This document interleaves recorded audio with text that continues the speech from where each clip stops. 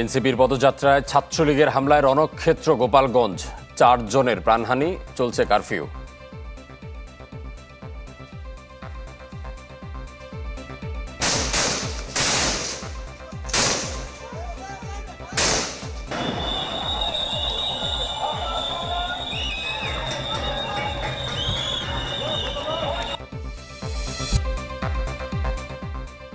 NCP নেতাদের হত্যায় হামলার অভিযোগ নাহিদের, প্রতিবাদে দেশ জুড়ে আজ বিক্ষোভের ডাক।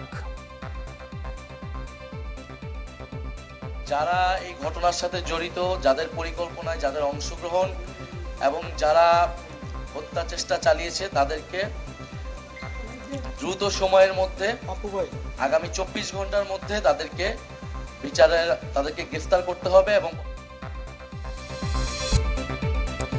বাধার দেয়াল ভেঙে গায়েবানা জানাজার দিন, শহীদদের কফিন মিছিল থেকে গণঅভ্যুত্থানের যাত্রা।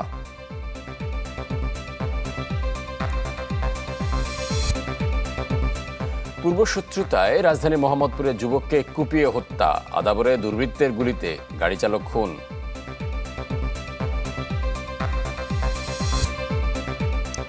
মাদারীপুরে মানব পাচার চক্রের ভয়ঙ্কর ফাঁদ, সব হারিয়ে নিঃস্ব অসংখ্য পরিবার, তদন্তের আশ্বাস।